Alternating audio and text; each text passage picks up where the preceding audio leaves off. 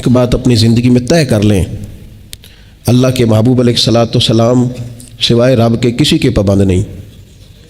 حضور نے جس کو سینے سے لگایا ہے نا، اللہ کے محبوب نے کھلے دل کے ساتھ لگایا ہے۔ تو جس کو رسول پاک نے قبول فرمایا ہے وہ امت کے لیے سر کا تاج بن گیا ہے۔ اس لیے یہ جو تعویلیں سنائی جاتی ہیں ان سے اپنی جان چھڑائیں اور صحیح معنوں میں عقیدت مند بنیں، احترام کے جذبات پیدا کریں۔ ہم تو صوفیاء کی جماعت ہے۔ اعلیٰ حضرت بریلوی کی ایک بات بڑی شاندار ہے، فرمایا کرتے تھے دنیا میں اگر نبی پاک علیہ السلام جیسا پیر کوئی نہیں تو پھر ابو بکر صدیق جیسا مرید بھی کوئی نہیں۔ یہ طے شدہ باتیں، تو طے شدہ باتوں پر کبھی بھی اپنے ذہن کو کسی الجھن کا شکار نہ کریں۔ اللہ کریم نے قرآن مجید میں سورہ توبہ کے اندر ارشاد فرمایا کہ الذین آمنوا وہاجروا وجاہدوا فی سبیل اللہ باموالہم وانفسہم۔ یہ ذرا قرآن مجید کو سننا۔ فرمایا وہ لوگ جو ایمان لائے اور جنہوں نے ہجرت کی اور جنہوں نے جہاد کیا اللہ کے راستے میں، باموالہم وانفسہم، اپنے مالوں سے اور اپنی جانوں سے۔ یہ اللہ کا قرآن ہے۔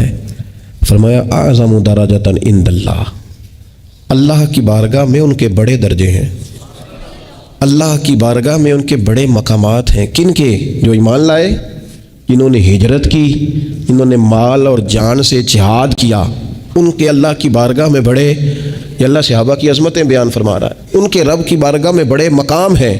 جو ایمان لائے، جو ایمان لائے حضور کی بارگاہ میں صحابہ، ان کے بڑے درجے ہیں۔ اور جو آزاد مردوں میں سب سے پہلے ایمان لائے، جو ہجرت کرے، ان کے بڑے درجے ہیں۔ تو جو ہجرت بھی مدینے والے رسول کے ساتھ کرے، جو اللہ کے راستے میں مال اور جان سے جہاد کرے، تو خدا کے بندو جو حضور کی بارگاہ میں جان اس طرح پیش کرے کہ حضرت اسماء بنت ابی بکر صدیق کہتی ہیں کسی نے گھر میں آ کے کہا تھا کہ ابو بکر خبر تو لو، وہاں کفار نے نبی پاک علیہ الصلوۃ والسلام پر حملہ کر دیا ہے۔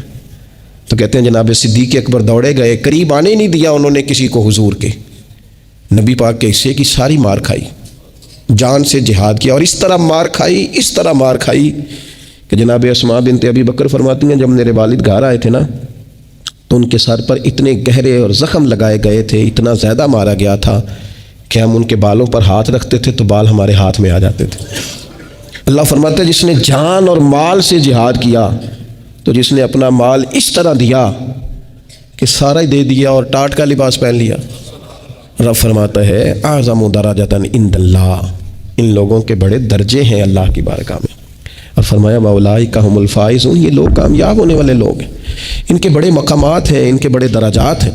تو حضرت ابو بکر صدیق رضی اللہ تعالیٰ عنہ تو وہ عظمتوں والی شخصیت ہیں کہ میرے نبی اکرم صلی اللہ تعالیٰ علیہ وسلم نے نا ایک جملہ بول کر جناب صدیق اکبر رضی اللہ تعالیٰ عنہ کی عظمتوں کو اتنا لامحدود کر دیا ہے کہ ہماری سوچیں دوڑتی رہیں گی، دوڑتی رہیں گی، دوڑتی رہیں گی، تھک جائیں گی۔ لامحدود چھوڑ دیا حضور نے ایک جملہ کہہ کے ان کی عظمتوں کو، لو ماپتے پھرو، ناپتے پھرو، بھاگتے پھرو۔ یہ صحیح بخاری میں موجود ہے۔ اللہ کے محبوب علیہ الصلوۃ والسلام فرمانے لگے مجھے کسی کی صحبت اور مال نے اتنا نفع دیا ہی نہیں جتنا ابو بکر صدیق کی صحبت اور مال نے دیا ہے۔ ان کا میرے ساتھ رہنا نفع بخش تھا امت کے لیے، اسلام کے لیے۔ محبوب فرماتے ہیں مجھے اس سے نفع محسوس ہوتا تھا ابو بکر صدیق کا ہونا۔ یاد رکھو ابو بکر صدیق اسلام کے دامن میں ہیں تو اسلام نفع بخش ہے۔ ابو بکر صدیق اسلام کے دامن میں ہیں تو اسلام کے دامن میں وزن بڑھ گیا ہے، قوتیں بڑھ گئی ہیں۔ یہ لوگ تو دامن کرم میں آئے ہیں تو انہوں نے برکتوں، رحمتوں، نوازشوں سے بڑا حصہ پایا ہے، اور خود ان کی برکت سے بڑی چیزیں بڑھ گئی ہیں۔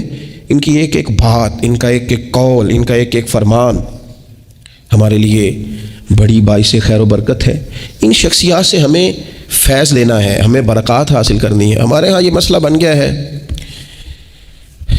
کہ ہر چیز کو لوگوں نے منانا شروع کر دیا ہے۔ خیر اب تو بڑی آسانی ہو گئی ہے، عرس پتہ نہیں کسی نے بعد میں کرنا تھا کہ نہیں کرنا تھا، اب سب نے اپنی اپنی ولادت منانی شروع کر دی ہے۔ چلو زندگی میں یہ تو شروع کرو نا۔ مجھ سے دو چار دوست پوچھنے لگے کہ جناب آپ کب پیدا ہوئے ہیں، ذرا تاریخ بتا دیں، ہم نے نا کوئی اس پہ ایونٹ کرنا ہے۔ تو میں نے انہیں وہی جواب دیا جو میں انٹرویوز کے لیے آنے والوں کو دیتا ہوں۔ ڈھیر سارے لوگ مجھ سے رابطہ کر چکے ہیں۔ آپ کو پتہ ہے اب چینل بہت زیادہ ہیں، اور چینل کے علاوہ بھی ایک لمبی لسٹ ہے میڈیا چلانے والوں کی، جناب آپ کا انٹرویو کرنا ہے، کوئی ٹائم دیں۔ اور ایک تو مجھ سے شکوہ کرنے لگے کہ بالکل ہی آپ کا کبھی نہیں دیکھا کسی جگہ کسی کے ساتھ بیٹھے ہوئے، آخر اتنی پردہ داری کیوں؟ سب لوگ انٹرویوز دیتے ہیں، آپ کیوں نہیں دیتے؟ تو میں نے ان سے کہا کہ جس نے کوئی کارنامہ کر لیا ہے وہ بتا رہا ہے، ہم نے ابھی کیا کوئی نہیں، جب کریں گے تو بتا دیں گے، ابھی کوئی نہیں کر سکے، ابھی تو راہ گزر میں ہیں، ابھی تو ڈھونڈتے پھرتے ہیں کہ اللہ تعالیٰ کوئی کام لے لے۔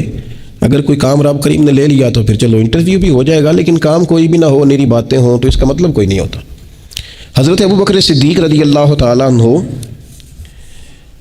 آپ نظریاتی شخصیت تھے۔ اہل تصوف کے ہاں جو بات سب سے بڑی اور سب سے اہم ہے وہ بندے کا نظریہ ہے کہ وہ کس بنیاد پر ہے، کس مقام پر ہے اور کس طرز کا آدمی ہے، اور سوچیں اس کی کیا ہے۔ عقیدہ توحید اسلامی نظریے کی جان ہے۔ عقیدہ توحید جب بندے کا مضبوط ہوتا ہے تو انسان بڑا طاقتور ہو جاتا ہے۔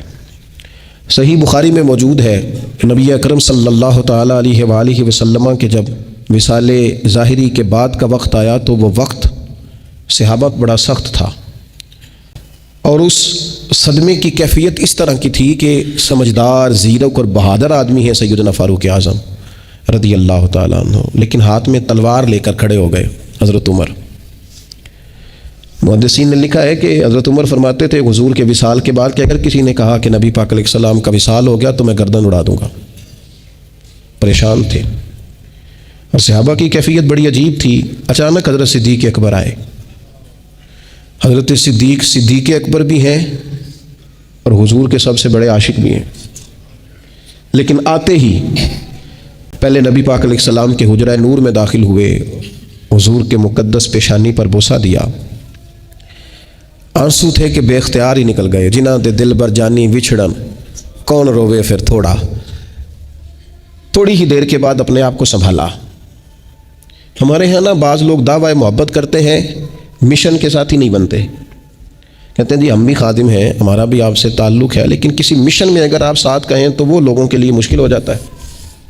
حضرت ابوبکر صدیق رضی اللہ تعالیٰ عنہ محبت بھی پوری کرنے والے اور مشن میں بھرپور ساتھ رہنے والے۔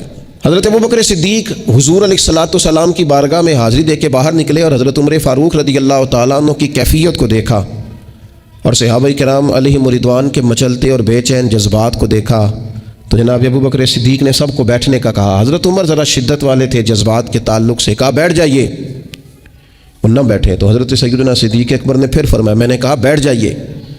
حضرت عمر بیٹھ گئے۔ اب پتہ ہے حضرت صدیق اکبر نے کیا کیا؟ قرآن مجید کی ایک آیت پڑھی، وما محمد الا رسول، فرمایا محمد صلی اللہ تعالیٰ علیہ وسلم ایک رسول ہیں، قد خلت من قبلہ الرسل، ان سے پہلے بھی رسول گزر گئے۔ تو کیا اگر وہ وصال فرما جائیں یا شہید کر دیے جائیں تو تم الٹے پاؤں پلٹ جاؤ گے؟ صحابہ کرام فرماتے ہیں جناب صدیق اکبر نے یہ آیت پڑھی اور ساتھ فرمایا کہ جو تو عبادت کرتا تھا رسول پاک علیہ السلام کی، وہ سمجھ لے کہ حضور نے وصال فرمایا، اللہ کا وعدہ آیا اور یہ ظاہری پردہ ہوا، اور جو عبادت کرتا ہے اللہ کی تو وہ جان لے رب حی بھی ہے، قیوم بھی ہے۔ صحابہ فرماتے ہیں کہ حضرت صدیق اکبر نے آیت تلاوت کی تو ہمیں سمجھ آئی، اور حضرت ابوبکر صدیق نے آیت تلاوت کی تو ہمیں یوں لگا کہ یہ آیت آج ہی کے موقع کے لیے گویا نازل ہوئی ہے، اور فرماتے ہیں ہمیں سمجھ آئی کہ ابوبکر صدیق ہمیں کیا سمجھا رہے ہیں۔ انہوں نے امت کو سنبھالا دیا، امت کو انہوں نے پوری طرح مضبوطی سے تھاما۔ حضور سید عالم علیہ السلام کے بعد وہ صدموں کا بوجھ جتنا ان پر تھا کسی پر نہیں تھا، لیکن نظریات کو بھی تو بچانا ہے نا، مشن کی بھی تو بات کرنی ہے نا۔ وہ ساری راہیں جن کا تعین کر کے رسول پاک علیہ السلام نے امت کو عطا کیا ہے، ان سارے رستوں کا امت کے لیے کھلا اور واضح رہنا بھی تو ضروری ہے۔ تو ہر فتنہ جو حضور کے بعد سر اٹھاتا جناب ابوبکر صدیق اسے کچلتے۔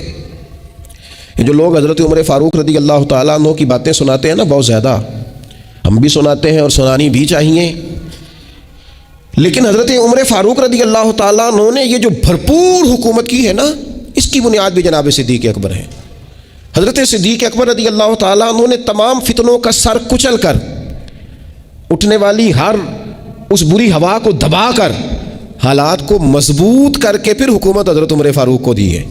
اور پھر حضرت عمر کے لیے آسان تھا، فتنہ کوئی نہیں تھا، اب رستہ ہموار تھا، لہٰذا انہوں نے بڑے اچھے طریقے سے اس سلسلے کو چلایا۔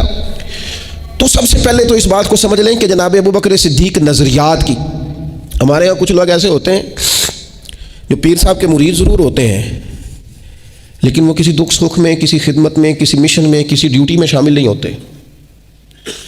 وہ کسی خاندان کے ممبر ضرور ہوتے ہیں لیکن وہ کہیں اپنا حق تو جتلاتے ہیں پر خاندان کی مشکلات میں ساتھ نہیں ہوتے. کچھ لوگ کسی جگہ شاگرد ضرور ہوتے ہیں لیکن وہ سند ثابت کرنے کے لیے انہیں دکھانا پڑتا ہے کہ میں فلاں جگہ شاگرد ہوں، ورنہ کوئی معاملہ کوئی نہیں ہوتا. مشن کے ساتھ چلنا اور مشن کی ڈیوٹی کرنا اور مشن کی بابت آگے بڑھنا یہ اصل کام ہے. حضرت صدیق اکبر رضی اللہ تعالیٰ عنہ کا کمال یہ ہے کہ وہ رسول پاک صلی اللہ تعالیٰ علیہ وسلم پر فدا بھی ہر وقت تھے اور حضور کے مشن کے ساتھ باوفا بھی ہر وقت تھے. لہٰذا کچھ چیزوں کو سمجھنے کی ضرورت ہے، ہمیں تھوڑی آنکھیں کھولنی چاہیے اور کام کو کام سمجھنا چاہیے، ڈیوٹی کو ڈیوٹی سمجھنا چاہیے. حضرت ابوبکر صدیق رضی اللہ تعالیٰ عنہ میں نا ایک درد بھی ہے. درد بڑی قیمتی چیز ہے. یہ جو ہمارا زمانہ ہے یہ غرض مندوں کا ہے، درد مندوں کا نہیں. اس میں لوگ غرض مند ہیں، ضروریات سے متعلقہ لوگ ہیں، درد مند نہیں ہیں. اور اقبال کہتے ہیں کہ تمنا درد دل کی ہو تو کر خدمت فقیروں کی، نہیں ملتا یہ گوہر. کیا بات ہے! کس چیز کو گوہر کہا ہے؟ درد دل کو. نہیں ملتا یہ گوہر بادشاہوں کے خزینوں میں. گوہر. حضرت ابوبکر صدیق بڑے درد دل والے تھے. ایک وقت ایسا آیا کہ سارا مکہ مخالف تھا اور جناب صدیق اکبر رضی اللہ تعالیٰ عنہ کی طرف بھی سب حملہ آور تھے. ابن دغینہ ایک شخص تھا، اس نے حضرت صدیق اکبر کو پناہ دی اور کفار سے کہا کوئی ان کے قریب نہ آئے، خبردار میں نے ان کو پناہ دے دی ہے. اس زمانے میں ایک رواج تھا، جو کسی کو پناہ دے دیتا تھا لوگ سمجھتے تھے اب اس کی عزت اس کی عزت ہے، اب اگر ہم نے اس نے پناہ دی ہے، اس کو کوئی تکلیف دی تو اس کی ریٹ کو ہم نے چیلنج کیا. ابن دغنہ نے پناہ دے دی. حضرت صدیق اکبر رضی اللہ تعالیٰ عنہ سے اس معاہدے پر پناہ دی کہ آپ باہر نکل کے نماز نہیں پڑھیں گے، باہر نکل کے قرآن پاک کی تلاوت نہیں کریں گے، آپ اندر اپنے گھر کے اندر رہیں گے اور وہاں آپ قرآن شریف پڑھیں گے. حضرت ابوبکر صدیق گھر کے اندر بیٹھ کے قرآن پاک پڑھتے اور پڑھ کے اس درد سے روتے کہ قریش کی عورتیں اور بچے آپ کے گرد جمع ہو جاتے، قرآن سننا ہے. میرے اصحاب قبلہ عالم فرمایا کرتے تھے جو بات تم پہ طاری نہیں ہو رہی وہ کسی اور پر کیسے ہوگی؟ جس نے تمہیں مزہ نہیں دیا جس بات میں، وہ کسی اور کو کیا دے گی؟ قرآن مجید جب آپ پورا مزہ لے کے نہیں پڑھ رہے، آپ کسی مجبوری کے تحت اسے دیکھ رہے ہیں، تو وہ دوسرے پر کیسے طاری ہوگا؟ آپ جب اس کا ذوق لیتے ہیں نا، اس کا لطف لیتے ہیں، اور بھائی کسی رونے والے کو دیکھ کے بھی کبھی کبھی رونا آ جاتا ہے. آپ کو مزہ آ رہا ہوگا تو انشاءاللہ کسی اور کو بھی آئے گا. لیکن اگر آپ اس کا مزہ ہی نہیں لے رہے، اس کا لطف ہی نہیں لے رہے، آپ اس پورے ذوق کے ساتھ کام ہی نہیں کر رہے، تو پھر دوسروں کو کیسے مزہ آئے گا؟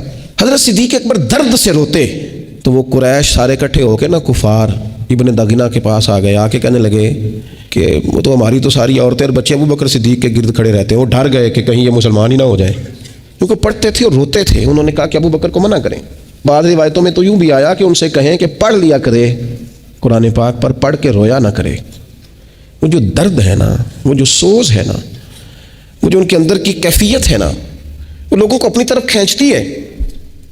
ابن دغینہ نے آ کے حضرت صدیق اکبر سے کہا کہ بھئی یہاں تو آپ آہستہ پڑھیں، اونچا نہ پڑھیں، یا پھر میں اپنا ذمہ واپس لیتا ہوں. حضرت صدیق اکبر رضی اللہ تعالیٰ عنہ کہنے لگے گھر کے اندر تو ہوں اور میں کیا کروں؟ انہوں نے کہا جی آپ جب پڑھ کے روتے ہیں نا تو مشکل ہوتی ہے، لوگ میرے پاس آ گئے ہیں، پڑھ لیا کریں، پر یہ اونچا پڑھنا اور پڑھ کے رونا. حضرت صدیق کہنے لگے تو اپنا ذمہ اپنے پاس رکھ، میں یا رب کے ذمے پہ ہوں یا رب کے رسول کے ذمہ پہ ہوں. میں ان کے ذمہ کرم پہ ہوں تو اپنا ذمہ اپنے، ہمیں اللہ رسول کافی ہے، ہمیں کسی اور کے ذمے کی ضرورت نہیں، کسی اور کے ذمہ کی ضرورت نہیں. اس لیے درد دل، طبیعت کا ذوق، اور جب یہ درد دل ہوتا ہے نا پھر انسان کہیں نہ کہیں پرہیزگار بھی ہوتا ہے، تقویٰ بھی نصیب ہوتا ہے. حضرت ابوبکر صدیق رضی اللہ تعالیٰ عنہ سادہ طرز زندگی کے قائل تھے.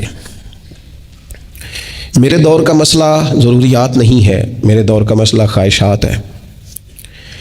خواہشات ہر روز بڑھتی چلی جا رہی ہیں، اور کچھ لوگ ایسے ہیں جو غربت کی چکی میں پستے چلے جا رہے ہیں.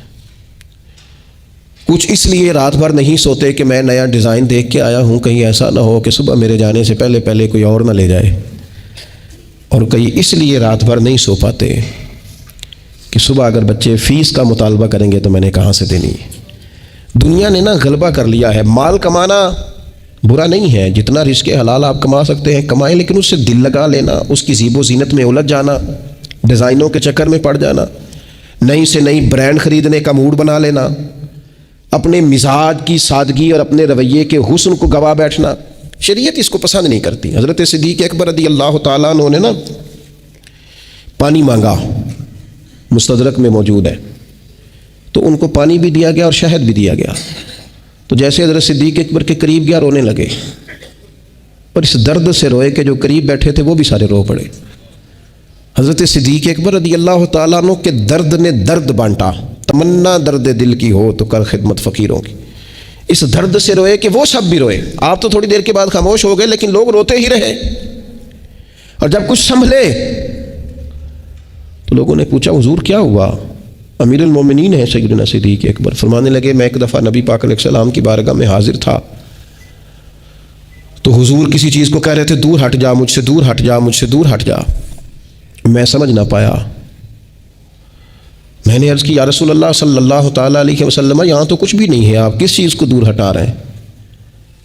تو محبوب فرمانے لگے ابو بکر دنیا بن سنور کر میرے پاس آئی تھی، لیکن میں نے اسے کہا مجھ سے دور ہٹ جا، مجھے تجھے قریب نہیں کرنا۔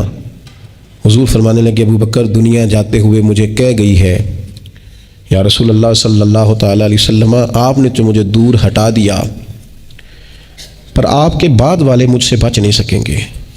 یہ بات کہہ کر حضرت صدیق اکبر پھر رو پڑے، اور روتے ہوئے فرمانے لگے دیکھو دنیا ہم سے چمٹ گئی ہے، چھوٹ ہی نہیں رہی۔ یہ ہوا ہے، یہ بہت سارے لوگوں کے ساتھ ہوا ہے، اچھے لوگ تھے، دل صاف تھا، کیفیات درست تھی، لیکن پتہ نہیں دنیا کہاں سے آئی۔ خوبصورت لوگ تھے، میٹھے تھے، پیارے تھے، ان کی آنکھوں میں رسول رحمت علیہ السلام کی محبت کے آنسو تھے، کیسے چمٹ گئی؟ کبھی بچوں کے نام پہ چمٹ گئی، کبھی گھر کی ضروریات کے نام پر چمٹ گئی، کبھی کہیں ہاتھ نہ پھیلانا پڑے تو کچھ کما لے اس نام سے چمٹ گئی۔ اگرچہ یہ باتیں تو معمود تھیں، لیکن چمٹ گئی دنیا، ڈھیر ساری جگہوں پہ دنیا کی زیب و زینت آ گئی، باطن کا حسن لے گئی، واپس نہ لوٹ آئیں۔ کچھ روایتی سادگی کا مزاج نہ اختیار کریں، کچھ تھوڑا سا جان چھڑائے نہ، کچھ ایک آنے والی رقم کو اپنے سے دور نہ کریں کہ نہیں چاہیے۔ کوئی ایک دن ایسا گزرے زندگی میں جس دن بندہ کہے نہیں آج مال کی محبت کو دل سے نکالنا ہے، بات اگر کرنی ہے تو رسول رحمت کی محبت کی کرنی، وہ اپنا ذوق دوبارہ سے بحال نہ کریں۔ تو حضرت ابو بکر صدیق رضی اللہ تعالیٰ عنہ اس تقوی کے، اس پرہیزگاری کے، اس خوبصورتی کے مالک تھے، اور اسی طرز کو آپ نے آگے بڑھایا۔ سیدہ عائشہ صدیقہ رضی اللہ تعالیٰ عنہ فرماتی ہیں میں نے نا ایک دن نئی قمیض خریدی، نیا کرتا، اور اس نئے کرتے کو میں نے زیب تن کیا۔ ہمارے گھروں میں جب زیب و زینت کا رواج آتا ہے تو آپ یقین کریں یہ نہ ختم ہونے والا موضوع ہے۔ کیا کہہ رہی ہیں خواتین؟ ان کے کپڑے پرانے تو نہیں ہوئے، پھٹ تو نہیں گئے، بٹ ڈیزائن بدل گئے۔ زندگی کو تھوڑا سا سادہ کریں، خوبصورت ہو جائے گی۔ حضرت صدیق اکبر رضی اللہ تعالیٰ عنہ سیدہ عائشہ صدیقہ رضی اللہ تعالیٰ عنہ سے ملنے کے لیے تشریف لائے، تو حضرت عائشہ صدیقہ رضی اللہ تعالیٰ عنہ کہتی ہیں میں نے نہ ایک قمیض نئی خرید کے پہنی تھی، اور میری بار بار توجہ بھی اس کرتے کی جانب جا رہی تھی۔ نئی چیز انسان پہنتا ہے تو اپنی جانب متوجہ کرتی ہے۔ فرماتی ہیں حضرت صدیق اکبر تشریف لائے اور مجھ سے کہنے لگے عائشہ تیری چھت پر میں ایک نور دیکھا کرتا تھا، آج بیٹے نظر نہیں آیا مجھے۔ تو کہتی ہے میں نے پلٹ کے کہا کہ حضور کیا مطلب؟ تو کہنے لگے پتر کسی زیب و زینت کی طرف تو نہیں دھیان چلا گیا؟ حضور علیہ السلام نے ایک دفعہ سیدہ فاطمہ سے بھی کہا تھا نا کہ یہ سونا کیوں پہنا ہے، یہ نئے پردے کیوں گھر میں لگے ہیں؟ اللہ کے پیارے محبوب علیہ السلام کی اسی سنت کے اتباع میں حضرت صدیق کہنے لگے پتر یہ وہ نہیں میں دیکھ رہا تھا۔ حضرت عائشہ صدیقہ کہنے لگی میں نے نیا کرتا پہنا ہے۔ کہتی ہیں جناب صدیق خاموش ہو گئے، جب وہ تشریف لے گئے تو میں نے وہ کرتا اتارا، پرانا پہن لیا، اور نیا کرتا میں نے اللہ کے راستے میں کسی غریب کے لیے صدقہ کر دیا۔ تھوڑا سا نا جو لوگ خاموش ہوتے ہیں وہ وزادار ہوتے ہیں، اور ایک مقام پہ جو ہمیں سمجھایا نا جو بندہ خاموش ہو وہ حکمت والا ہوتا ہے۔ حضرت ابو بکر صدیق رضی اللہ تعالیٰ عنہ جب بیمار ہو گئے تو بالکل چپ کر گئے تھے، خاموش ہو گئے تھے۔ کچھ لوگ ایسے ہوتے ہیں جو شور بڑا کرتے ہیں، اور شور کرنے سے بھی کچھ نہیں ہوتا۔ بیماری اپنے وقت پہ جاتی ہے، شور کرنے سے کم نہیں ہوتی، رونے دھونے سے کم نہیں ہوتی۔ آپ جب شدید علیل تھے، بیمار تھے، تو پوری طور پر خاموش ہو گئے تھے، کم سے کم بات کرتے تھے، ضرورت کے مطابق بات کرتے تھے۔ امام ابو نعیم نے بھی لکھا ہے، اور مصنف ابن ابی شیبہ میں بھی یہ روایت موجود ہے، کہ ایک بڑی تعداد نہ ان کے دوستوں کی حضرت صدیق اکبر کے پاس آئی. یہ بڑی لطیف بات ہے, ذرا غور کرنا. انہوں نے آ کے حضرت ابوبکر صدیق رضی اللہ تعالیٰ عنہ سے کہا کہ حضور آپ بیمار ہیں, آپ کو کسی طبیب کو نہ دکھائے؟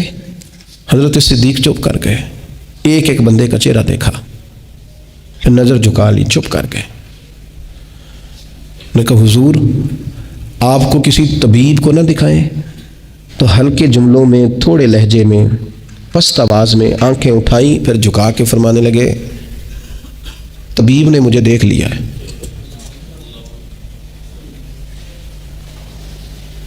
کہا حضور پھر اس نے کیا کہا ہے؟ پھر چپ کر گئے.